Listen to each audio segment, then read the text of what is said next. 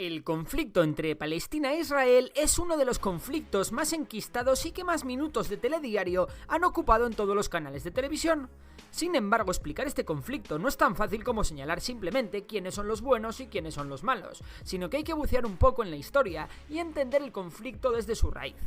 Lo primero es determinar quién es quién y profundizar en las diferencias entre ambos pueblos. Como casi todos los problemas de Oriente Medio, la religión está detrás de todo. Por un lado tenemos el Estado de Israel de religión judía y por otro el Estado de Palestina, que solo está reconocido por unos pocos países y en el que el 90% de la población es musulmana suní.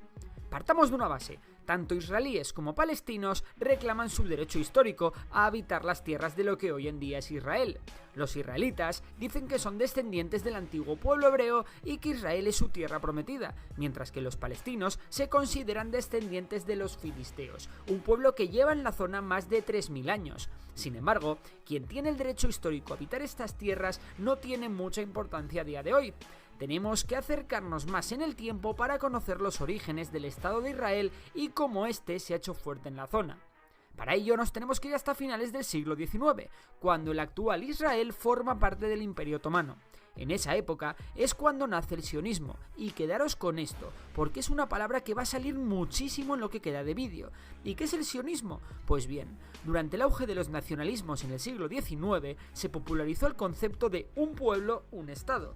En esta situación surge el sionismo, como un movimiento político que sostenía que los judíos eran un grupo nacional y no un grupo religioso, y que como tal tenía el derecho a crear su propio Estado en su territorio histórico.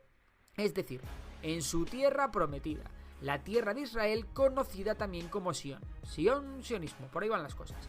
¿Y por qué volver a lo que entonces era Palestina? Pues principalmente por tres motivos. 1. Los judíos nunca dejaron de añorar la vuelta a Jerusalén. 2. Pequeñas comunidades de judíos llevaban siglos habitando la zona. Y 3. La simpatía de los terratenientes turcos, es decir, los otomanos, que encontraron en el dinero y el empuje judío una forma de levantar una zona que no ofrecía muchas posibilidades. Y ahora que sabemos lo que es el sionismo y por qué quieren volver a su antiguo Israel, vamos con los hechos.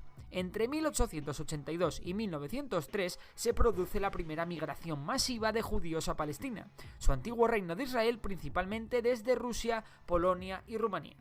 Esta migración está compuesta por al menos 35.000 judíos, es conocida como la primera Aliyá y está financiada por el barón Rothschild. De hecho, en 1895 la población en Palestina es de 500.000, de los cuales 47.000 son ya judíos.